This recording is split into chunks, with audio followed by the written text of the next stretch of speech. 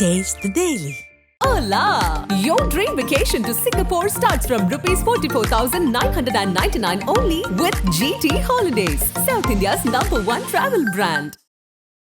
அரசியல் கூட்டணி அரசியலில் நிலைமாறுவதற்கான ஒரு ஏற்பாடாகத்தான் அது மாநாடு எல்லாருக்கும் காட்சியளித்தது. அதனால தான் குறிப்பாக அதிமுகவை அந்த மாநாட்டுக்கு கூப்பிட்டார்.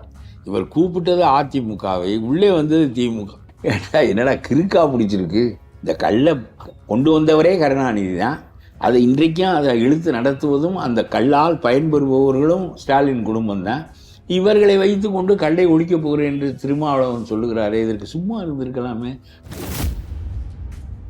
கண்டிப்பாக நான் ஸ்டாலினுக்கு ஒரே ஒரு வேண்டுகோள் மட்டும் வைக்கிறேன். 2 பேரை உள்ளே அனுப்பி திருமாவளவனுடைய மாநாட்டினுடைய உயிரை எடுத்து விடுவது என்று அவர் தீர்மானித்தார். கெட்டிக்காரன்.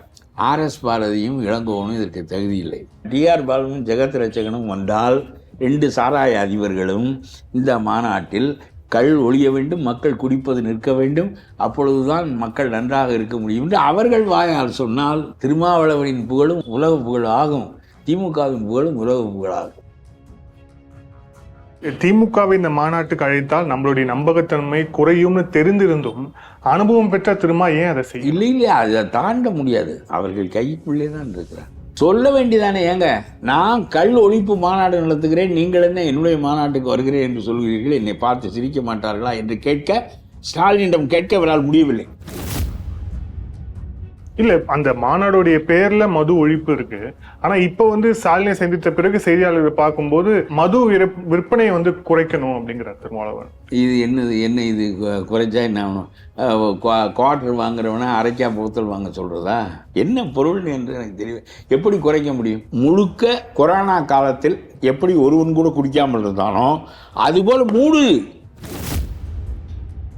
ராஜாஜி காலத்திலும் காமராஜர் காலத்திலும் குடிப்பவனே இல்லையா? 5% இருந்தார், இருந்து விட்டு போகட்டும். கள்ளச்சாராயம் இருந்ததா இருந்தது, நல்ல சாராயம் இருந்ததா இருந்தது. அதெல்லாம் ரொம்ப அடங்கி ஒடுங்கி ஊருக்கு புறத்தே அச்சத்தோடு இருந்தது. அந்த நிலையில் வைத்துக் கொள்ளுங்கள். 95% ஏழை மக்களுடைய வாழ்க்கையை காப்பாற்றுங்கள். உங்களுடைய குறி அரசாங்கத்திற்கு வருகின்ற வருமானம் இழப்பாகி விடுமே என்பதாக இருக்கக்கூடாது. உங்களுடைய குறி மக்கள் வாழ்வு மேம்பட வேண்டும் என்பதில் இருக்க வேண்டும். இதுல அதிமுகவும் முந்தி அடிச்சு கொண்டு நாங்களும் கூட்டணிக்கெல்லாம் கொடுக்க மாட்டோம், இல்ல ஆட்சியில் இருக்கும் திமுக மறுக்குதுன்னா அவங்களுக்கு மெஜாரிட்டி இருக்கு தேவையில்லை, ஆட்சியில இல்லாததும் நாங்க கொடுக்க மாட்டோம் அப்படின்னா. இன்னமும் திருமாவளவன் மாற்று அணியாக சேருவதற்குரிய அணி அதுதான் என்று கருதுகிற காரணத்தினால் அவன் அதை நினைச்சு இங்க எங்க பிராணம் எடுக்காத, அது இல்லை, எங்களுடைய கொள்கையும் அது இல்லை என்று அவன் முன்கூட்டியே சொல்லிவிட்டான். உங்களுக்கு பெரியாருடைய கொள்கை என்பது ஒரு வகை, மோடி என்பது அதுக்கு எதிர் வகை. நம்முடைய நாட்டில் என்ன பழக்கம் என்றால், இணக்கமான உறவு அரசியல் இருந்தால் தான் வாழ்த்து சொல்லுவோம், எல்லாரும் சும்மா தான் இருப்போம். எல்லாருக்கும் எல்லா சமயத்திலும் சொல்வதில்லை. ஆகவே உங்களுக்கு மோடிக்கும் வாழ்த்து சொல்லி பெரியாருக்கும் வாழ்த்து சொல்வது முரண் என்று உங்களுக்கு தெரியவில்லை என்றால் ரொம்ப பெரிய சிரமத்தை உங்களுக்கு உண்டாகும். ஆதர் நேயர்களுக்கு அன்பு வணக்கம். இன்றைய சிறப்பு நேர்காணலில் நம்முடன் இணைந்திருக்கிறார் தமிழ்நாடு தன்னுரிமை கழக தலைவர் பழ கருப்பையா அவர்கள். வணக்கம் சார். திருமாவளவன் அவர்களுடைய இந்த மது ஒழிப்பு மகளிர் மாநாடு அது பெரிய விவாத பொருளாகி, என்ன இவர் கூட்டணியை விட்டே வெளியே போறாரா இல்ல வேறு கூட்டணியை உருவாக்க போறாரான்னு பெரிய ஒரு விவாதம் கிளம்பி. மதுவுக்காக நடக்கின்ற மாநாடு என்பதை விட அரசியல் கூட்டணி அரசியலில் நிலைமாறுவதற்கான ஒரு ஏற்பாடாகத்தான் அது மாநாடு எல்லாருக்கும் காட்சியளித்தது. அதனால தான் குறிப்பாக அதிமுகவை அந்த மாநாட்டுக்கு கூப்பிட்டார்.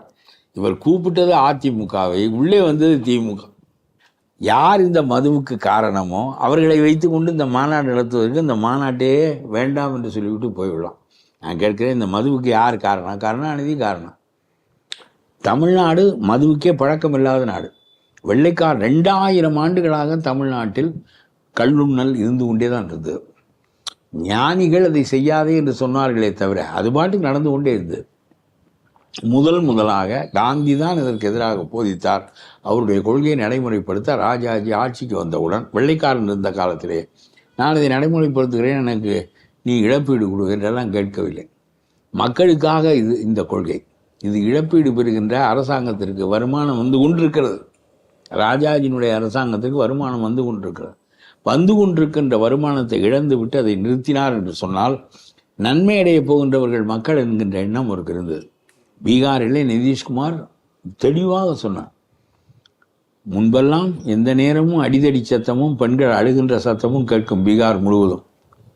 இப்பொழுது பெண்களின் இன்ப முனகல் தான் கேட்கிறது. அது மட்டுமல்ல, குடும்பத்தில் பணம் புழங்குகிறது என்று சொன்னார். அரசாங்கம் வறுமையடைந்து விட்டது. 60,000 கோடி அவர் இழந்தார். 60,000 கோடியை இழந்து அந்த குடும்பங்கள் மகிழ்ச்சி அடைந்திருக்கின்றன. மக்கள் மகிழ்ச்சி அடைவது தான் நமக்கு முக்கியமே தவிர, அரசாங்கத்திற்கு வருமானம் கூட இருந்தால் இன்னும் கொஞ்சம் காரியம் செய்கிறோம், குறைய இருந்தால் அதற்கு தகுந்தாற் போல் நடத்தி விட்டு போகிறோம் என்று சொல்லி புரிந்து கொள்ளக்கூடிய அறிஞனாக அவர் காட்சியளித்தார். இங்கே என்ன பேசுகிறார்கள் என்றால், மத்திய அரசாங்கம் இந்த கொள்கையை நடைமுறைப்படுத்தட்டும். மத்திய அரசாங்கத்துக்கு எதற்கு என்ன? இப்படித்தான் நீட்டை கொண்டு போய் மத்திய அரசாங்கம் கையில் கொடுத்துருக்கு. இல்ல, ஒரு நேஷனல் பாலிசி வேணும் அப்படிங்கிற. நேஷனல் பாலிசி இதுக்கு என்ன? ஒவ்வொரு தனி மனிதனும் குடிக்கக்கூடாது என்பது கல்விக்கு நேஷனல் பாலிசி தேவையில்லை என்று நாம் சொல்லுகிறோம். மருத்துவத்துக்கு தேவையில்லை என்று சொல்கிறோம். விவசாயத்துக்கு தேவையில்லை. நியாயமாக அரசாங்கம், மத்திய அரசாங்கம் பாதுகாப்பு, வெளி விவகாரங்கள், நோட்டடித்தல், இந்திய பொருளாதாரத்தை மொத்தமாக கண்காணித்தல், இது போன்ற காரியங்களை தான் செய்ய முடியும். தேவைக்கு மேல் அவன் இன்னும் விவசாயிக்கு 2,000 ரூபாய் நான் அனுப்புகிறேன் 3 மாதத்துக்கு ஒரு முறை என்கிறான். கல்வி நான் ஒரு PMC திட்டம் வைத்துக் கொள்கிறேன் என்கிறான். இப்படி அவன் தேவையில்லாமல் உள்ளே நுழைகிறான். 2வது, இந்த நீட்டை அறிமுகப்படுத்தியதே நம்ம திமுகவினுடைய காந்தி செல்வன் தான். திமுக காங்கிரஸோடு கூட்டணியாக இருந்தபோது காங்கிரஸும் இந்த கொள்கையை ஏற்றுக்கொண்டது. காங்கிரஸ் அறிமுகப்படுத்திய கொள்கை தான் நீட். அதை காந்தி செல்வன் அறிமுகப்படுத்துகிறார். கருணாநிதி இதை நாம் செய்ய வேண்டாம் என்று சொல்லியிருக்க வேண்டும், நாம் வாக்களிக்க மாட்டோம் என்று சொல்லியிருக்க வேண்டும். அவர் எதற்குமே சொல்ல மாட்டார். நீட்டு அவர்களால் தான் வந்தது. இப்பொழுது இவர்களே நீட்டை எதிர்த்து தீர்மானம் போட்டு கொண்டிருக்கிறார்கள். இன்னமும் நீட்டினால் பெரிய பாதகம் வந்து விட்டது போல. இவர்களுக்கு கவலை 1000 கோடி ரூபாய் சந்தை போய்விட்டது என்பதுதான். ஆகவே சொல்லுகிறேன், எந்த ஒன்றிலும் நீட்டை கொண்டு போய் அவர்களிடம் கொடுத்தீர்கள், இப்பொழுது இந்த சாராயத்தை கொண்டு போய் டெல்லியில் கொடுக்குறேன்னு அவன் நட்டையிட அவன் கொடுக்குறான், குடிப்பது நீ என்ன? அப்படியானால் இந்த வருமானத்தை அவன் எடுத்துக் கொள்வது என்று சொன்னால் அவன் இந்த கொள்கையை அவன் கையாளுவதற்கு தயாராவான் என்று. இதெல்லாம் அர்த்தமில்லாத பேச்சுக்கள். இதில் இழப்பு வரும். இந்த இழப்பை அவர்கள் கொடுக்க வேண்டும். அவன் எதற்கு கொடுக்குறான்? குடிப்பது நீ, இந்த சட்டம் போடுவது நீ. இந்த கள்ளுக்கடையை கொண்டு வந்தது மோடியா, வாஜ்பாயா, கருணாநிதி கொண்டு வந்தார். கொட்டு மழையில் ராஜாஜி போய் கொண்டு வராதே. 30 ஆண்டுகளாக மக்கள் மறந்து விட்டார்கள். மறந்ததை மறுபடியும் ஞாபகப்படுத்தினால் திரும்ப இந்த பழக்கம் போவதற்கு 30 ஆண்டுகள் ஆகும் என்று சொன்னார். கேட்கவில்லை. இல்லாத பேச்செல்லாம் பேசினீர்கள். தீ வளையத்துக்குள் கற்பூரம் எப்படி இருக்கும் என்று சொன்னீர்கள். நான் கேட்கிறேன், 30 ஆண்டுகள் தீ வளையத்துக்குள் கற்பூரம் இருந்ததே. 37 67 வரை இருந்ததே. காமராஜர் ஆண்டார், பக்தவச்சல ஆண்டார், ராஜாஜி ஆண்டார் இருந்ததே. அப்பொழுது குடியே 1-2 பேர் தெரியாமல் திருட்டுத்தனமாக குடிக்கின்றவர்கள் இருந்தார்கள். அப்பொழுதும் கொஞ்சம் கள்ளச்சாராயம் இருக்கும், அப்பொழுதும் கொஞ்சம் சாராயம் இருக்கும். அப்பொழுதும் கண்ணதாசன் போன்றவர்கள் பெர்மிட் வாங்கி வைத்து கொண்டே குடித்தார்கள். காங்கிரஸில் கண்ணதாசனை வைத்திருக்கிறீர்களே, அவர் குடிக்கிறாரே என்று கேள்வி கேட்டார்கள். அதுக்கெல்லாம் காமராஜர் பதில் சொல்வது, அவன் குடிக்கிறான் கவிஞன் என்ன இது என்று சொல்லி அதற்கு பதில் தவிர்த்து விடுவார்கள். இந்த கேள்விகள் எல்லாம் திமுககாரர்கள் வைத்தார்கள். பெரிய குடியை எதிர்க்கிறீர்களே, கண்ணதாசன் ஏன் குடிக்கிறார், அவருக்கு ஏன் காங்கிரஸ் உறுப்பினர் அட்டை கொடுத்துருக்கிறீர்கள் என்று கேட்டார்கள்.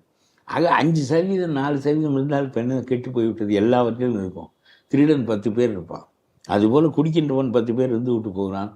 ஆனால் ஒரு பெரிய ஆங்கர் பேசுகிறார், தமிழ்நாட்டுக்கு இந்த பக்கம் பாண்டிச்சேரி இருக்கிறது, அங்கிட்டு திருத்தணி இருக்கிறது, ஆந்திராவிலிருந்து இறங்கி விடும், கர்நாடகாவிலிருந்து ஒசூருக்கு இறங்கி விடும் சாராயம் எல்லாம் இந்த பக்கம் பாண்டிச்சேரிக்கு, இந்த பக்கம் திருவனந்தபுரத்துக்குலேருந்து இதுக்கு இறங்கி விடும் கன்னியாகுமரிக்கு, எல்லா பக்கமும் சாராயம் பெருக்கெடுத்து ஓடுகிற போது எப்படி இந்த கொள்கை வெற்றி பெற முடியும் என்று ஒரு பெரிய தொலைக்காட்சியினுடைய ஆங்கர் கேட்டதை தற்செயலாக கேட்டேன் நான். ஆனால் இதெல்லாம் நல்ல சரியான பேச்சு. இந்த 4 மாகாணங்களிலும் ஆறாக பெருக்கெடுத்து கொண்டு போன போது தான் 37 67 வரையில் இந்த நாட்டில் மதுவிலக்கு இருந்தது. அப்பொழுது பாண்டிச்சேரி இல்லையா என்று கேட்கிறேன். இது ஒரு பேச்சென்று பேசுகிறார்கள். உங்களுடைய போலீஸ் எதுக்கு இருக்கிறது? நீ தான் எல்லையில் சாவடி போட்டு வைத்திருக்கிறாயே, வருகிறவனெல்லாம் வண்டியினுடைய குண்டியை தூக்கு என்று சொல்லி எல்லா டிக்கியையும் திறந்து பார்க்கிறாய். அதுக்கு போலீஸுக்கு அதிகாரம் கொடுத்துருக்கா. இருக்கிறவெல்லாம் நிறுத்தி விடுவானவன். தகுதியின் மேலாம் பார்க்க மாட்டான், எல்லாத்தையும் துற என்று சொல்லுவான். ஆகவே போலீஸ் இருக்கிறது, கூடுமானவர்களும் எதுவும் வராமல் தடுத்துக்கொள். ஹீராயின் இப்பொழுது இலங்கையிலிருந்து தமிழ்நாடு வழியாக மலேசியாவுக்கு போகிறது. என்னன்னா தூக்கா போட்டு கொண்டாடி. இது எல்லாமே நடக்கிறது. உங்களுடைய அரசாங்கத்தில் எல்லாமே நடக்கும். கள்ளச்சாராயம் காய்ச்சினால் 10 கோடி ரூபாய், கள்ளச்சாராயம் குடித்தால் என்றால் இனிமேல் சாவது என்று முடிவு செய்வதற்குரிய மிகச்சிறந்த வேலை கள்ளச்சாராயம் குடிப்பதுதான். இல்ல, இப்போ ஸ்டாலினை சந்திப்பதற்கு முன்பாக ஒரு பேச்சு, சந்தித்து விட்டு வந்த பிறகு ஒரு பேச்சு. இவருடைய அரசியல் எவ்வளவு ஏன் தடுமாற மதிப்பு. அவர் இதுவரையிலும் சனாதனம் என்றெல்லாம் பேசுவார். அது ஒரு எந்த கட்சியும் இப்பொழுது கம்யூனிஸ்ட் கட்சிகளெல்லாம் முன்பு பெரிய மார்க்சியம் பேசுவார்கள், இப்பொழுது ஒன்றும் பேசுவதில்லை, எவனும் பேசுவதில்லை. அப்புறம் வைகோவும் பேசுவதில்லை. எல்லாரும் இப்போது எடுத்த ஜால்ராவை விடாமல் தட்டி கொண்டிருப்பார். இவர் மட்டும் சனாதனம் அது இது என்று பேசுவார். உடனே அந்த பார்ப்பன எதிர்ப்பு, ஏதோ ஒரு பெரியார் போய்விட்ட பிறகு அதை எடுத்து பேசுவதற்கு ஒரு ஆள் இருக்கிறார் என்பது போல ஒரு எண்ணம் இருந்தது. இப்பொழுது போய் இந்த ஸ்டாலினிடம் மாட்டிக்கொண்டு நான் சொல்லுகிறேன், திமுக 2 பேரை மாநாட்டுக்கு அனுப்ப போகிறது. நம்முடைய திருமாவளவன் மாநாட்டுக்கு ஆர்எஸ் பாரதியும் இளங்கோவனையும் என்ன நாம் பேசிக்கொண்டோம். அதுபோல் பேசாமல் டிஆர் பாலுவையும் ஜெகத்ரட்சகனையும் அனுப்பிவிடலாம். அனுப்பினால் ரொம்ப சிறப்பு. 2 பேரும் சாராயமே காய்ச்சிக்கிறவர்கள், டாஸ்மார்க்கு சப்ளை செய்கிறவர்கள். ஆகவே கண்டிப்பாக நான் ஸ்டாலினுக்கு ஒரே ஒரு வேண்டுகோள் மட்டும் வைக்கிறேன். ஆர்எஸ் பாரதியும் இளங்கோவனும் இதற்கு தகுதி இல்லை. டிஆர் பாலுவையும் ஜெகத்ரட்சகனையும் உங்களுடைய கட்சியின் சார்பாக சாராயம் உற்பத்தி செய்து டாஸ்மார்க்கு விற்கிறவர்கள் அவர்கள் 2 பேரையும் இந்த மாநாட்டுக்கு போக சொல்லி திருமாவளவன் இந்த மாநாட்டை நடத்தி முடித்தால் திருமாவளவனின் புகழும் உலக புகழ் ஆகும், திமுகவின் புகழும் உலக புகழாகும். ஆகா, இவர்களே சாராயத்தை கருணாநிதி காலத்தில் அறிமுகப்படுத்தினார்கள். சாராயம் உற்பத்தி செய்கிறவர்களே போய் எங்கே மது கூடாது என்று பேசுகிறார்கள். இப்படியல்லவா இருக்க வேண்டும் என்று சொல்லி மக்கள் ரொம்ப மதிப்பார்கள். என்னுடைய கருத்து நம்முடைய திருமாவளவனுடைய அரசியல் தடுமாறி விட்டது என்பதுதான். இது திமுக எதற்காக வர வேண்டும் என்று கேட்கவே இவரால் முடியவில்லையே. இவர் ஆரம்பத்தில் சொன்னார் அதிமுகவை தான் கூப்பிட்டார். அவன் அதிமுக பதில் சொல்வதற்குள் திமுக உள்ளே நுழைந்து விட்டான். நான் சொல்லுகிறேன், பாமக என்னை ஏன் கூப்பிடவில்லை என்று சொல்லி அவர் ராத்திரி பகலாக தூங்காமல் கத்தி கொண்டிருக்கிறார். என்னை கூப்பிடு நான் அந்த காலத்திலிருந்து சொல்லுகிறேனே என்று சொல்கிறார். அவர் வேறு உங்களை முதலமைச்சராக்குகிறேன் என்று சொல்லியிருக்கிறார். பேசாமல் அங்கே போய் சேர்ந்து முதலமைச்சராக ஆகலாம். ராமதாஸ் தான் சொல்லிவிட்டார், என்னிடம் வா, உன்னை முதலமைச்சராக ஆக்குகிறேன் என்று சொல்லிவிட்டார். இவர் ஆட்சியில் பங்கு வேண்டும், முதலமைச்சராகவே ஆக்குகிறேன் என்று இப்போ அன்புமணி சொல்லுவது ராமதாஸ் சொல்லுகிறார். அதை விட்டு இவர் ஆட்சியில் பங்கு வேண்டும் என்றால் ஒரு காலத்திலும் நடக்காது. 2 பேரும் தரமாட்டார்கள். அவரும் சொல்லிவிட்டார், நான் மாநாட்டுக்கு வருவது வராதெல்லாம் அப்புறம் இருக்கட்டும், ஆட்சியில் பங்கு என்பது கிடையாது. ஆட்சியில் இல்லாதவனும் பங்கு கிடையாது என்று சொல்லுகிறான், ஆட்சியில் இருப்பவனும் பங்கு கிடையாது என்று சொல்கிறான். ஏனென்றால் இந்த குறுகிய வட்டத்திற்கு மேலாக வாக்குகளை பெறுவதற்கு என்ன வைத்திருக்கிறீர்கள் நீங்கள்? ஒரு சமூகம் அதனாலே பலமாக அது திரும்ப வாக்களிக்கும். அது பாமகவுக்கும் நடக்கும், இவருக்கும் நடக்கும். 2 பேர் தான் வலுவாக அதன் பேரிலே அமைப்பு கட்டியிருக்கிறார்கள். 2 பேருக்கும் நடக்கும். அதற்கப்புறம் அதுவே மொத்த வாக்கா, மொத்த சமூகமே அது 2 தானா? ஆகவே அந்த அரசியலில் நான் முதலமைச்சர் ஆகவில்லை என்று சொல்வதற்கு ஒரு பொருளும் இல்லை. ஆனால் நான் ஒன்று சொல்லுகிறேன், சாதியின் பேராலே முதலமைச்சராக வேண்டும் என்றால் தலைமை அமைச்சராக அம்பேத்கருக்கு பெரிய தகுதி இருந்தது. ஜவஹர்லால் நேருவுக்கு இணையாக ஒரு சிறந்த தலைமை அமைச்சராக இருந்திருப்பார். அவ்வளவு படித்தவர், அவ்வளவு தூரம் தன் சமூகத்திற்காக தன்னுடைய வாழ்க்கையவே தொலைத்தவர். மந்திரி பதவியெல்லாம் வேண்டாம், இவனை தூக்கி விட வேண்டும், அதுதான் என்னுடைய வாழ்க்கை குறிக்கோள் என்று வாழ்ந்தவர். அது மாதிரி. ஆனால் மாயாவதி நான் தலைமை அமைச்சராக வேண்டும், ஒரு அடிஜன் ஆகக்கூடாதா என்று கேட்டால் அது சரியான கேள்வி இல்லை. அம்பேத்கர் ஜவஹர்லால் நேருவின் இடத்தை நான் நிரப்புவேன் என்றால் இவரால் நிரப்ப முடியும். ஆனால் நான் நேருவே ஆழ்வதா என்று சொன்னால் நேருவுக்கு நிகரான அம்பேத்கர் ஆளலாம். நாட்டை ஆழ்வது என்ன, நீ ஆண்டாய உத்தரப்பிரதேசத்தை, இந்த கதியிலே தான் இருக்கும். ஜாதியின் பேரால் ஒரு பதவி வேண்டும் என்று சொல்லுகின்ற இந்த அரசியல், தகுதியின் பேரால் கேட்கின்ற அரசியல் தான் மக்களுக்கு நன்மையாக அமையும். ராஜாஜி ரொம்ப சிறுபான்மையை சேர்ந்தவர், காமராஜரும் பெரிய பெரும்பான்மை என்று சொல்ல முடியாது. அவர்களுடைய ஆட்சி காலத்தில் நடந்த நன்மைகள் எவ்வளவு! ஏனென்றால் மக்கள் முழுவதையும் தங்களுடைய ஆட்சிக்கு உட்பட்டவர்கள், அவர்களை மேன்மைப்படுத்த வேண்டும் என்பதை குறிக்கோளாக கொண்டார்கள். இதெல்லாம் இங்கே கிடையாது. இதுவே எனக்கு ஆக மொத்தம் திருமாவளவன் பேசாமல் ஸ்டாலின் என்ன செய்திருக்க வேண்டும் என்றால் 2 பேரை உள்ளே அனுப்பி திருமாவளவனுடைய மாநாட்டினுடைய பெப்பை, உயிரை எடுத்து விடுவது என்று அவர் தீர்மானித்தார். கெட்டிக்காரர். இதெல்லாம் சொல்வதற்கு நல்ல ஆட்கள் இருக்கிறார்கள். ஸ்டாலினுக்கெல்லாம் தெரியும் என்று சொல்ல முடியாது என்றால் கூட இதை நீ ஒன்றும் செய்ய வேண்டாம், நம்மால் 2 பேரை இந்த மாநாட்டில் கலந்து கொள்ள சொல், ஃபீஸ் போய்விடும் என்று சொல்லியிருக்கிறான் இவனோ. அதை நிறைவேற்றுகிறான். நான் சொல்கிறேன், இது வீட்டிலே ஃபீஸ் போவதை விட தந்தி கம்பத்திலேயே ஃபீஸ் வைத்து விட்டால் இன்னும் ரொம்ப வலுவாக இருக்கும். அப்படின்னா டிஆர் பாலுவையும் ஜெகத் ரட்சகனையும் அனுப்பிவிடும். அங்கே போய் இவர்கள் பேசட்டும். என்னடா இவர்கள் தான் உற்பத்தி செய்கிறார்கள், இவர்கள் தான் கொடுக்கிறார்கள், இவர்களே வந்து மது கூடாது என்று சொல்கிறார்கள், எவ்வளவு சிறந்த கட்சி திமுக என்று அவன் நினைப்பதற்கும், திருமாவளவனுடைய மாநாடு முழு வெற்றி அடைய வேண்டும் என்றால் திமுக அவர்கள் 2 பேரையும் அனுப்பி வைக்க வேண்டும் என்பது என்னுடைய வேண்டுகோள். மக்களே முடிவு செய்து கொள்ளட்டும். ஆக இவ்வளவு அந்த அரசியலே பாழாகிவிட்டது. அவர்களை கண்டவுடன் ஒரு மாதிரியாக ஆகிவிடுகிறார்.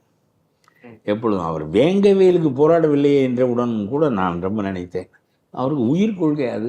நம்முடைய மக்கள் உலகத்தில் 2000 ஆண்டுகளாக செருப்பு போடாதே என்று சொன்னான், பெண்களை ரபுக்க போடாதே என்று சொன்னான். ஆனால் மலத்தை குடிநீரில் கலக்கின்ற கொடுமை 2000 ஆண்டு வரலாற்றிலே கிடையாது. தண்ணீர் எடுக்கக்கூடாது என்று சொல்வானே தவிர தண்ணீரிலே போய் இதை கலப்பது என்பது கிடையவே கிடையாது. இந்த மோசமான கொடுமை ஸ்டாலின் காலத்தில் நடந்திருக்கிறது. இதை கடுமையாக தண்டித்து இவர்களை உலகத்துக்கு வெளிக்காட்டி மனிதத்தன்மையே இல்லாத ஒருவன் செய்த செயல் என்று சொல்லி மக்களுக்கு அடையாளப்படுத்தி அவனை தண்டிப்பதை விட, அவனை தண்டித்தே ஆக வேண்டும் என்று இவர் கட்டாயப்படுத்துவதை விட இந்த அரசியலில் வேற என்ன இருக்கிறது என்று கேட்கிறேன். செய்யவில்லை. அவர் பேருக்கு சொல்லுகிறார், அதில் என்ன ஸ்ட்ராட்டஜி இருக்குமோ தெரியவில்லை என்கிறார். என்ன மலத்தை குடிநீரில் கலந்தவன் என்ன ஸ்ட்ராட்டஜி? அரசாங்கத்துக்கு இதில் என்ன ஸ்ட்ராட்டஜி இருக்க முடியும்? சரியான அரசியல் இல்லை. ஆக மொத்தம் ஒரு நல்ல அரசியல்வாதியாக ஒளிர வேண்டியவர், நல்ல பேச்சாளி, நல்ல தமிழ் கூர்மையாக இருக்கும். அதெல்லாம் இந்த கடைசியிலே ஆகாத பேச்செல்லாம் பேசுகிறார். பாராளுமன்றத்தில் சட்டம் நிறைவேற்ற வேண்டும், தமிழ்நாட்டில் நிறைவேற்றுகிறதை விட்டு குடிக்க பழகியது பிரதம மந்திரியாக இருந்தால் அங்கே நிறைவேற்றலாம். குடிக்க பழகியது நம்முடைய கருணாநிதி தானே. அப்புறம் இதற்கு சட்டம் போடுவதற்கு அது வேண்டும். அப்புறம் அவன் நட்டைடு தேவை அவனுக்கு. வெள்ளைக்காரன் நட்டைடு கேட்டாரா ராஜாஜி? பலவற்றை யோசிக்க வேண்டாமா? உங்களுடைய கேள்விகள் பதிலை பெறுகின்ற நிலையில் இருக்குமானால் உங்களுடைய சிந்தனையில் எங்கேயோ வலு இருக்கிறது. இல்ல, அந்த மாநாடுடைய பேர்ல மது ஒழிப்பு இருக்கு. ஆனா இப்ப வந்து ஸ்டாலினை சந்தித்த பிறகு செய்தியாளர்களை பார்க்கும்போது மது விற்பனையை குறைக்கணும் அப்படிங்கிறார். இது என்னது? மது விற்பனையை வந்து குறைக்கணும் அப்படிங்கிறார் திருமாவளவன். இது என்ன இது குறைச்சா என்ன ஆகணும்? குவார்டர் வாங்குறவனா அரைக்கா போத்தல் வாங்க சொல்றதா? கா போத்தல் வாங்கினவனா அரைக்கா போத்தல் வாங்க சொல்ற? என்ன பொருள் என்று எனக்கு தெரியல. எப்படி குறைக்க முடியும்? முழுக்க கொரோனா காலத்தில் எப்படி ஒருவன் கூட குடிக்காமல் இருந்தானோ அதுபோல் 90 பேர் குடிக்காமல் இருப்பான். அப்புறம் 10 பேர் இருப்பான். கூடுதல் பணம் கொடுப்பான், திருட்டுத்தனம் செய்வான், எப்படியோ வாங்கி விடுவான், வாங்கி விட்டு குடிப்பான். அவன் 10 பேரை பற்றி நமக்கு கவலை இல்லை. உலகம் உள்ளளவும் இருப்பார். எவ்வளவு கொடுமையான சர்வாதிகாரி ஆண்டாலும் இருப்பார். அதற்கு ரகசியமாக ஏற்பாடுகள் செய்து கொள்வார்கள். அவனை விடுங்கள். அவனை பற்றி ராஜாஜி காலத்திலும் காமராஜர் காலத்திலும் குடிப்பவனே இல்லையா? 5% இருந்தார்கள். இருந்து விட்டு போகட்டும். கள்ளச்சாராயம் இருந்ததா? இருந்தது. நல்ல சாராயம் இருந்ததா? இருந்தது. அதெல்லாம் ரொம்ப அடங்கி ஒடுங்கி ஊருக்கு புறத்தே அச்சத்தோடு இருந்தது. அந்த நிலையில் வைத்துக் கொள்ளுங்கள். 95% ஏழை மக்களுடைய வாழ்க்கையை காப்பாற்றுங்கள். உங்களுடைய குறி அரசாங்கத்திற்கு வருகின்ற வருமானம் இழப்பாகிவிடுமே என்பதாக இருக்கக்கூடாது. உங்களுடைய குறி மக்கள் வாழ்வு மேம்பட வேண்டும் என்பதில் இருக்க வேண்டும். நிதி சொன்னது போல அந்த குடும்பங்களில் இன்ப முனங்கள் கேட்க வேண்டும். அடிபட்டு பெண்கள் அழுகின்ற ஓலம் கேட்கக்கூடாது. அந்த குடும்பத்தினுடைய வருமானம் கூடி அந்த குடும்பத்தில் பணப்புழக்கம் ஏற்பட வேண்டும். இது ஏற்படும். உங்களுடைய அரசாங்கத்திற்கு வருமானம் குறைந்தால் அது ஒன்றும் குடிமூழ்கி போகாது. இப்படி பேச வேண்டிய திருமா இதையெல்லாமா சொல்ல வேண்டும்? ஒன்றோடு ஒன்று ஒப்பிட்டு இதுதான் சிறந்தது, குடும்பம் மேம்படுவது சிறந்தது, அரசை பற்றி நாம் கவலைப்பட வேண்டாம் என்று சொல்வதற்கு பதிலாக இவருக்கு நட்டையீடு கொடுப்பதற்கே ஒரு பரிந்துரை பேசிக் கொண்டிருக்கிறார். பாராளுமன்றத்தில் போய் பாராளுமன்றத்துக்கு தொடர்பில்லாத பேச்சை பேசுகிறார். பாராளுமன்றத்தினுடைய வரையறை என்ன என்பதற்கு அப்பாற்பட்ட பேச்சுக்களை பேசுகிறார். பாராளுமன்றத்துக்கு சட்டம் அந்த சட்டமே அவர்களுக்கு உரியதில்லை. அதை போய் அங்கே பேசுகிறார். இருக்கிறதையெல்லாம் கொண்டு அங்கே கொடுங்க. நீட்டை படித்தான் கொண்டு போய் கொடுத்தீர்கள். நீட்டை காந்தி செல்வன் தான் அறிமுகப்படுத்தினார் திமுக காரன். இந்த நீட்டை நீங்கள் எதிர்க்கிறீர்கள். இது என்ன நியாயம்? சொல்லு, நாங்கள் அன்றைக்கு நீட்டு கொண்டு போய் எங்களுடைய துணை மந்திரி அதை அறிமுகப்படுத்தியதற்கு இன்னும் நியாயங்கள் இருந்தன, இப்பொழுது அது தவறாக போய்விட்டது, ஆகவே மாற்றிக்கொள்கிறோம் என்று சொல்லி உன்னை யோக்கியன் என்று ஒப்புக்கொள்கிறேன். அது கிடையாது இன்றைக்கும். ஆகவே திருமாவளவனுடைய அரசியலை ஒரு நம்பகத்தன்மை இல்லாத அரசியலுக்கு கொண்டு போய்விட்டார். திமுக உள்ளே நுழைந்ததன் மூலம் இவர் நோக்கம் வேறு, அது அரசியலுக்காக. ஆனால் நோக்கம் அல்லாத நோக்கத்திற்குள் திமுக நுழைந்து விட்ட காரணத்தினால் மாநாடு தன்னுடைய உயிர்த்தன்மையை இழந்து விட்டது. இப்பொழுதே அந்த மாநாடு செத்த மாநாடு. அதிலே போய் என்றைக்கு 2 திமுக ஆட்களும் பேச போகிறார்களோ அதற்கு பிறகு இனிமேல் என்னடா கிறுக்கா பிடிச்சிருக்கு. இந்த கல்லை கொண்டு வந்தவரே கருணாநிதி தான். அதை இன்றைக்கும் அதை இழுத்து நடத்துவதும் அந்த கல்லால் பயன்பெறுபவர்களும் ஸ்டாலின் குடும்பம் தான். இவர்களை வைத்து கொண்டு கல்லை ஒழிக்கப் போகிறேன் என்று திருமாவளவன் சொல்லுகிறாரே, இதற்கு சும்மா இருந்திருக்கலாமே, மரியாதையாவது மிஞ்சி இருக்குமே என்று மக்கள் நினைப்பார்கள். எந்த சின்ன மனிதனுக்கும் இது புரியும். ஆகவே திருமாவளவன் தன்னுடைய அரசியலின் முனையை ஒடித்து கொண்டு விட்டார் என்றுதான் எனக்கப்படுகிறது. ஆனா இது மக்கள் மத்தியில ஒரு முக்கியமான ஒரு பேசு பொருளா பாக்குறீங்களா, குறிப்பா இந்த மது ஒழிப்பு அப்படிங்கிறது? ஏன்னா உதயநிதி ஸ்டாலின் வந்து ஒரு இடத்துல சொல்லும் போது 2016 திமுகவும் பூர்ண மது விலக்கு வேண்டும் நாங்க தேர்தல் அறிக்கையில அறிவிச்சோம், ஆனா நாங்க ஜெயிக்கல, மக்கள் எங்களுக்கு ஓட்டு போடல, அதனால நாங்க அதை கைவிட்டுட்டோம் அப்படிங்கிறாரு. இதுவா பேச்சு? வெற்றி பெற்ற போது மக்களிடம் உத்தரவு வாங்கி கொண்டுதான் கருணாநிதி இந்த மதுவை அறிமுகப்படுத்தினாரா? நான் சொல்கிறேன், நீங்கள் தோற்றதற்கு 1000 காரணங்கள். அது மதுவையும் நீங்கள் அறிவித்தீர்கள் என்பதனால், மது ஒழிப்பை அறிவித்தீர்கள் என்பதனாலே தோற்றம் என்று சொல்வதில் என்னமாவது பொருள் இருக்கிறதா? இது என்ன அறிவுக்கு பொருத்தமான பேச்சு? உங்களுடைய பழைய ஊழல்கள் எத்தனையோ காரணங்கள், 2 ஏக்கர் நிலம் தருகிறேன் என்று சொல்லி இப்படியெல்லாம் பல வகையாக செய்தீர்கள். என்ன டிவிகளை கொடுத்து நாட்டு மக்கள் பூராவுக்கும் சன் டிவியினுடைய கேபிளை வளர்த்தீர்கள். என்ன செய்யவில்லை நீங்கள்? இதெல்லாம் மக்கள் மனதிலே இருந்திருக்கும். இதெல்லாம் நான் பழைய காலங்களிலே பேசி இதெல்லாம் நினைவுக்கு வருகிறது. ஒரு சன் டிவி நிறுவனத்தை இவ்வளவு பெரிதாக வளர்ப்பதற்கு நாடு முழுவதும் உள்ள மக்களுக்கு 1000 ரூபாய்க்கு டிவி கொடுத்தார். மக்கள் பார்த்து மகிழட்டும் என்று சொன்னார். அவனுக்கு கேபிள் வேண்டுமே, அந்த கேபிளை சன் டிவி மட்டும்தான் இருந்தான். நம்மளும் சன் டிவி தான் கொடுத்தது. ஒரு குடும்பம் பெரிய கார்ப்பரேட் குடும்பமாக ஆவதற்கு இவர் ஒரு இலவசம் வழங்குகிறார் பாருங்கள். நம்ம வியாபாரிகள் செய்கின்ற வேலை தான். ஒன்றுக்கொன்று இலவசம் கொடுப்பார்கள், வேறொன்றை கொடுத்து இதை விற்க வைப்பார்கள். அதே மாதிரி ஒரு டிவியை கொடுத்து செய்தார். எல்லாம் தன்னுடைய குடும்பம் பெருக்குவதற்கும். பெரிய ரொம்ப பாடுபட்ட குடும்பம், நைந்து போன குடும்பம், இத்தனை நூற்றாண்டுகளுக்கு பிறகு அது ஒரு பெரிய கார்ப்பரேட் நிறுவனமாக தமிழ்நாட்டின் பெரிய முதலாளிகளாக வளர்வதற்குரிய எல்லா காரியங்களையும் 50 ஆண்டுகளாக கருணாநிதி செய்தார், ஸ்டாலின் செய்கிறார், உதயநிதி செய்வார். இல்ல, நம்ம திமுகவை இந்த மாநாட்டுக்கு அழைத்தால் நம்மளுடைய நம்பகத்தன்மை குறையும்னு தெரிந்திருந்தும் அனுபவம் பெற்ற திரும்ப ஏன் அதை செய்ய? இல்லையா, அதை தாண்ட முடியாது. அவர்கள் கைக்குள்ளே தான் இருக்கிறார். உங்களுக்கு சொல்லுங்க, ராஜபக்சேயை போய் பார்த்து விட்டு வா என்று திருமாவளவனை சொன்னால், ஏங்க ராஜபக்சே எதற்கு என்னை பார்க்க சொல்கிறீர்கள், நீங்கள் பொங்கல் பார்ப்பதற்கு இல்லைன்னா கனிமொழியை அனுப்புங்கள் என்று சொல்ல முடியவில்லை இவரால். இவர் போனார், அவரை கட்டிப்பிடித்து கொண்டார். நான் சொன்னேன், ஒரு பெண்ணை கட்டி பிடித்திருந்தாலும் இன்பமாக இருந்திருக்குமே, இந்த ராஜபக்சேயை போய் கட்டி பிடித்தீர்களே என்று அந்த சமயம் நான் தினமணியில் எழுதினேன்.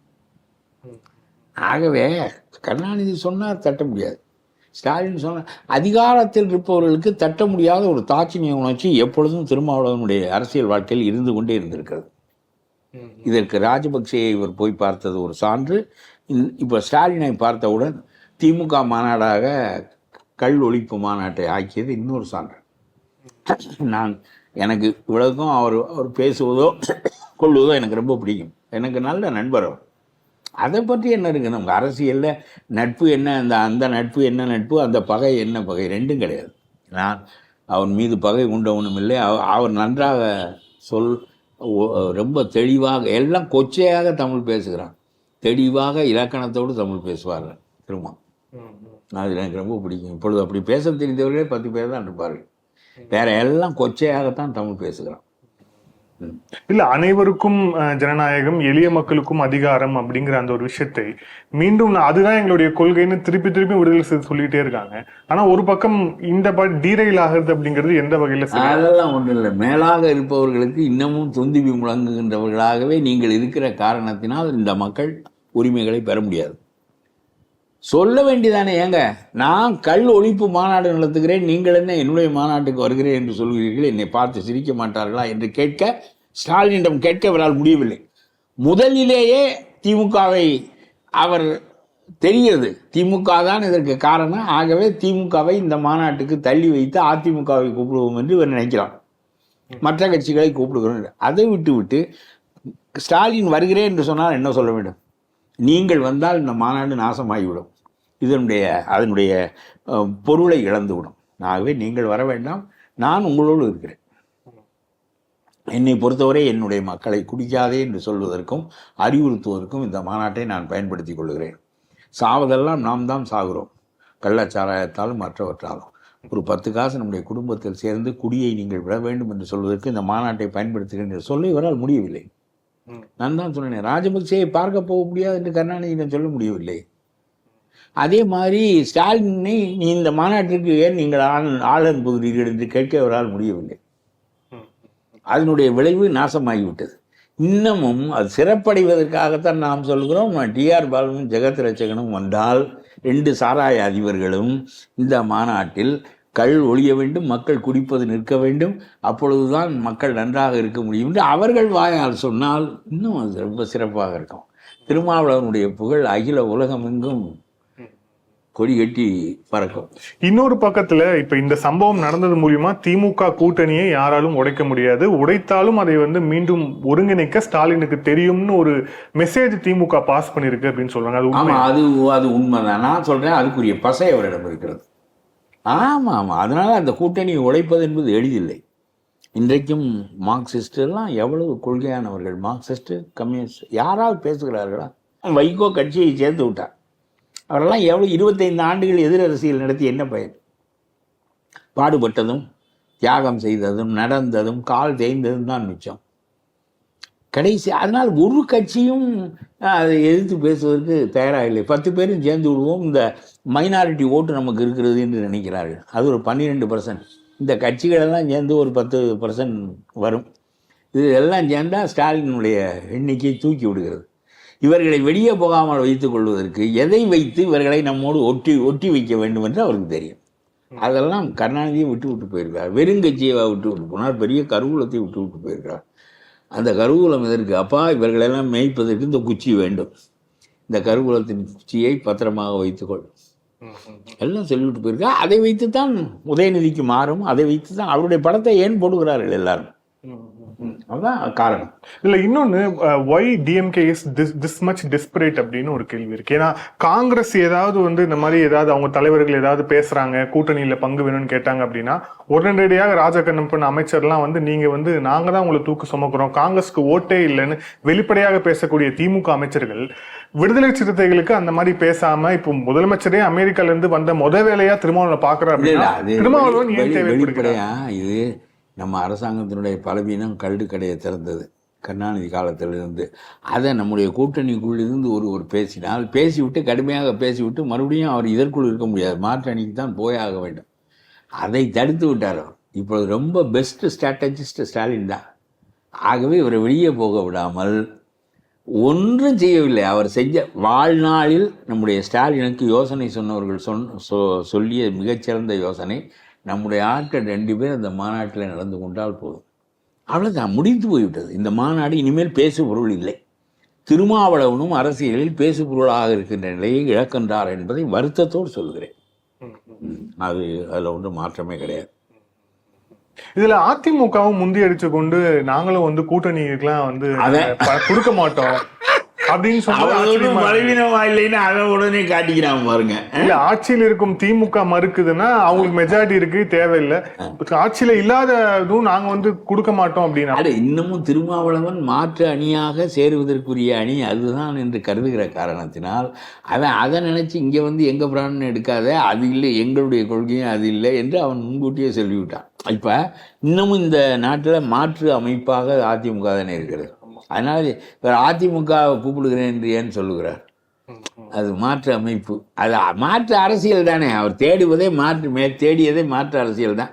அதற்கு அடி போடுகிறார். அவர் கொள்கை வழியாக வெளியேறியதாக அடி போட பார்த்தார். ஆகா 2 பத்தினிகள் மாநாடு 2 கூத்தியாளினுடைய நுழைவால் நாசமாகிவிட்டது. அவ்வளோதான். இதுல இப்ப விஜய் சம்பந்தமா ஒரு சின்ன கேள்வி. குறிப்பா இப்போ செப்டம்பர் 17 ஒரு பக்கம் பிரதமர் மோடிக்கும் வாழ்த்து சொல்லியிருக்கிறாரு, இன்னொரு பக்கம் பெரியார் அவர்களுக்கும் வாழ்த்து சொல்லி நேரடியா பெரியார் திடலுக்கு போய் மரியாதை செலுத்திருக்கிறாரு. இன்னொரு விமர்சனம் என்ன இருக்குன்னா, திமுக பாணியை விஜய் பின்பற்றுகிறார் அப்படின்னு ஒரு விமர்சனம். ஏன்னா இப்போ விநாயகர் சதுர்த்திக்கு அவருக்கு வாழ்த்து சொல்ல, பட் ஓணத்துக்கு வாழ்த்து சொல்றாரு, பெரியாரை தூக்கி பிடிக்கிறாரு. அதே சமயத்துல மோடி அவர்களுக்கும் வாழ்த்து சொல்றாருன்னா விஜய் என்ன மெசேஜை பாஸ் பண்றாரு, அவர் தொண்டர்கள் எப்படி இருக்கணும், யாரை பின்பற்றணும் நினைக்கிறாரு அப்படின்ட்டு ஒரு கேள்வி கேட்கிறேன். பெரியார் பெயரை சொல்வதனால் வாக்கு வங்கி ஒன்று பெரிதாக இருக்கும் என்று சொல்ல முடியாது. அவர் ஒரு பெரிய சிந்தனையாளர், கால மாற்றத்தில் ஒரு பெரிய புரட்சியை உண்டாக்கியவர் தான் பெரியார். அவருடைய தனிப்பணி வரலாற்றுக்குரிய சிறந்த பணி தான். அது முடிந்தது, ஒரு குறிப்பிட்ட காலத்தில் உண்டாக்கினார். பிறகு என்னுடைய கருத்து, காலகாலத்திற்கும் ஒரு பணி நடந்து முடிந்து விட்டால் பிறகு அந்த தீமை இந்த நாட்டில் தலை தூக்கக்கூடாது. நீங்கள் பார்ப்பனிய மேலாண்மையை ஒழிக்க நினைத்தீர்கள், அதோடு அது முடிந்து இன்னும் 1000 ஆண்டுகளுக்கு அதை பற்றி சிந்திக்கவே வேண்டாம் என்று கருதுகிற அளவுக்கு அது இருக்க வேண்டும். ஆனால் நீங்கள் அதில் தப்பு செய்தீர்கள் என்று நான் விடாமல் பல தடவை உங்களிடமே பேசியிருக்கிறேன். நீங்கள் தமிழனுடைய மதம் இந்து இல்லை என்பதை அப்பொழுதே நீங்கள் சொல்லியிருந்தால் இப்பொழுது மைய அரசாங்கத்தினுடைய துணையோடு வராது. ஆக நீங்கள் மறுபடியும் இதை எடுத்து செய்வதற்கு வீரமணி பத்தாது. இப்பொழுது அது மைய அரசாங்கத்தின் அதிகாரத்தோடு இந்துத்துவா உள்ளே நுழைகிறது. உங்களுடைய பணி ஒரு 30 ஆண்டுகளுக்கு வெற்றி அடைந்தது தவிர காலகாலத்திற்கும் வெற்றியான பணியாக அது இல்லை. அது இல்லாமல் நீங்கள் இந்துத்துவா இல்லை என்று தமிழனுக்கு சொல்லிக் கொடுத்திருந்தால், சைவம் வைணவம் உங்களுடைய மதம் என்று சொல்லியிருந்தால், அது 2ஐயும் முட்டாள்தனம் என்று நீங்கள் சொல்லுங்கள். அது உங்களுடைய விருப்பம்.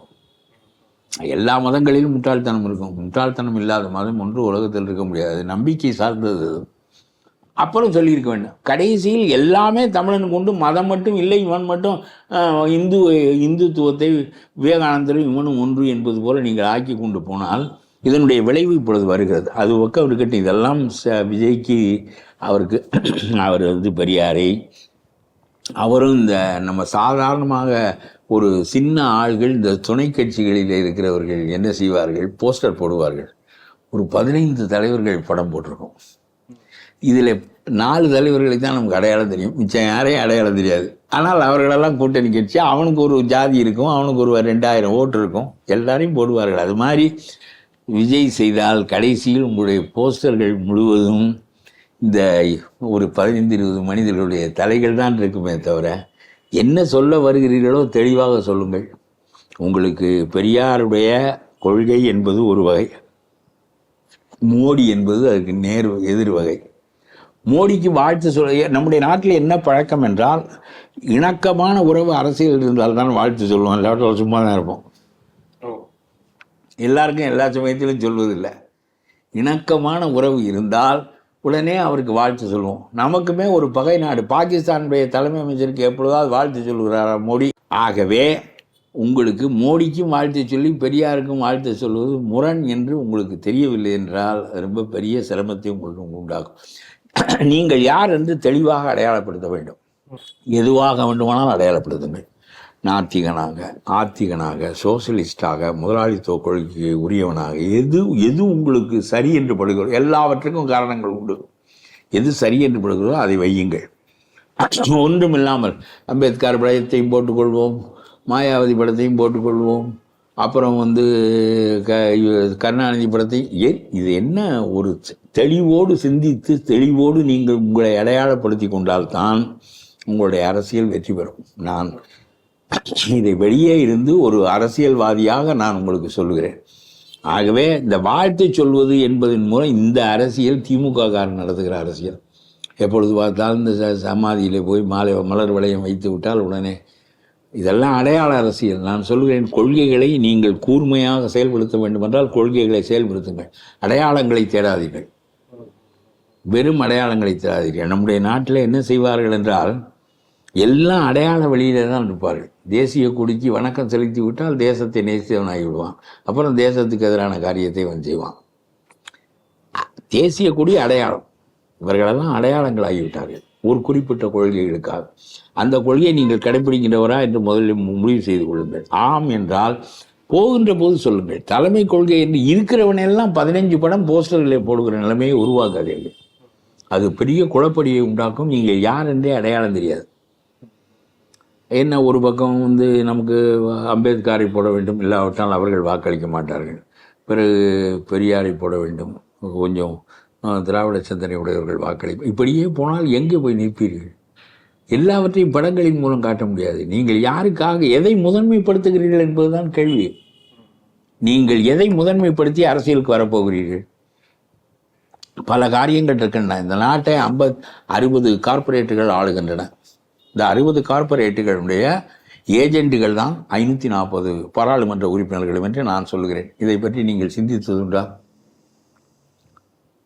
60 கார்ப்பரேட்டுடைய ஏஜென்ட்டுகள் தான் 540 பாராளுமன்ற உறுப்பினர்கள்.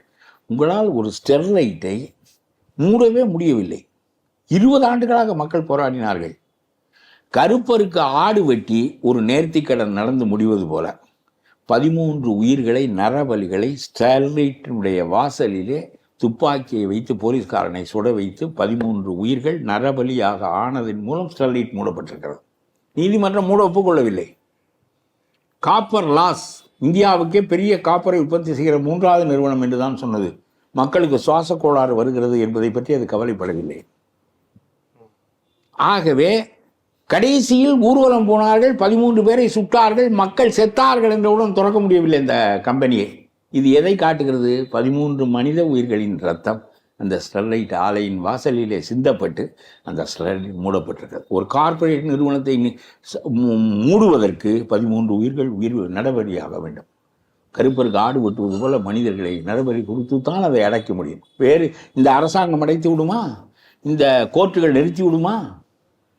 இதற்கு பிறகு இதை திற என்று சொல்வதற்கு அரசாங்கத்திற்கும் சக்தி இல்லை, கோர்ட்டுக்கும் சக்தி இல்லை என்று நான் சொல்கிறேன். இத்தகைய கார்ப்பரேட்டுகளின் கையில் இந்தியா இருக்கிறது. இதை பற்றி உங்களுக்கு கருத்து இருக்கிறதா? சொல்லுங்கள். சும்மா பெரியாரை போடுகிறேன், அம்பேத்கரை போடுகிறேன், அண்ணாவை போடுகிறேன் என்று சொல்வதில் என்ன? இந்த நாடு யாரிடமிருந்து மீட்கப்பட வேண்டும்? நான் என்னை கேட்டால் 60 கார்ப்பரேட்டுகளிடமிருந்து மீட்கப்பட வேண்டும். நரபலி கொடுக்காமல் இவர்கள் மூடப்பட வேண்டும், இந்த ஆலைகள் மூடப்பட வேண்டும். சொல்லு. அதுபோல் உங்களுக்கு எத்தனையோ இருக்கிறது.